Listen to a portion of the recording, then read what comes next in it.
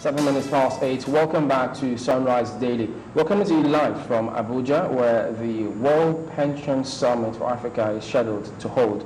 I'm joined now by Eric Eggink, who is the chairman of World Pension Summit. You won't believe what I asked him. I was talking about football almost more than I think he becoming on today.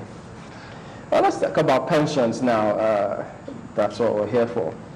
What kind of message? Because, I mean, yes, this is the first in Africa. You still have another one in Holland. In Holland, yes. This year, exactly. Towards the end of the year. In November. Why this one in Africa?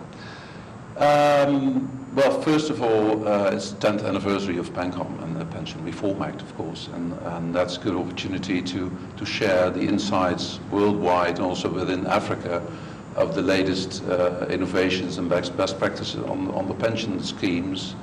But pensions are very important for African countries, and when you see that Nigeria is being one of the leading economies in Africa, or the leading economy in Africa, I think the demographics show you that pensions are going to be very, very important for African countries. So what kind of message would you be looking to pass across today for the summit? Well, there are more than one message, but the main message is going to be, please be aware of the importance of pensions and pension schemes, developing trustworthy pension schemes in African countries, all over the globe, by the way, because it's not only Africa. I mean, we travel all over the globe with the World Pension Summit. That's why it's called World Pension Summit. But what we see is that the topic of pensions is a global issue because people are aging, are growing older, and we have to take care of the older. I mean, if you look at the demographics, in 2050 we have 2 billion people over 60 years old. So that's the need. We have to take care of them.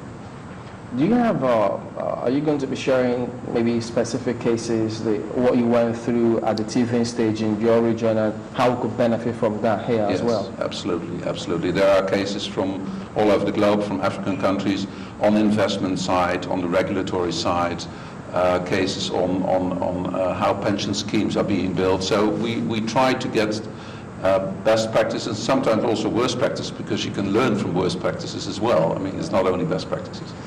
And to share these insights with the pension professionals who are going to be here today. There is no doubt that pensions as a whole, as an idea, has evolved, and there's so much to be learned. But definitely there are fears. What challenges, what peculiar challenges do you see Africa confronting? Because this is supposed to be the Africa special. What peculiar challenges do you see ahead of the programs that we've started?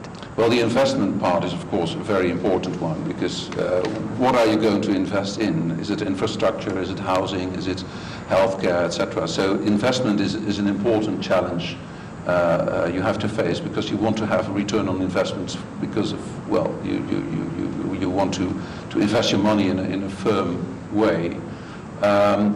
The second one, I think, is the reputational part, because not in all countries the pension pot has a very good reputation because of political reasons. Sometimes pension pots have been taken away. So you have always the trust within countries that pension funds are being well spent. So we have to come over that, and we have to convince people that with a firm and good pension scheme system, the pension money is well spent, and it's going to be there and having grown by the time you are having your old age. So would you say that there's any such thing as safe investment? Because it would seem that the crisis that happened recently, the economic crisis that happened, seemed to put a lie to any idea that any kind of investment was safe. Yeah, no, that's true. Well, it's one of the topics, by the way, risk management. Mm-hmm. Risk management is, of course, one of the key elements. If you put your money in the bank or in what kind of investment you like, you always want to keep that and want to have it grow. And we've seen with the economic crisis that sometimes it's going up and sometimes can be really firmly down. Mm-hmm. But specialists in the investment part and risk management part of pensions, they should be aware of a good spread, how you spread the risks, etc., etc. So they're specialists, and they can share the insights also today here at the World Pension Summit. That brings to mind security, because some would want to share want you to give an insight into how you can protect that long-term reward for this man or woman who has worked all his life. At least the immediate return is the salaries and wages, but the long term is the pension we're talking about now. Yeah. So how have you been able to work towards securing that pension for some of these people in your part of the world? Well, it's a good question, because in the Netherlands, where I'm from, we thought we had quite a secure pension pot, which is of course there because we saved a lot of money during the last 50 years. But anyway, even with a declining interest rate, and also the crisis you talked about, you see that the pension pot has shrunk. So the expectance of people who are older getting their pensions, they say, well, there's less money in the pot.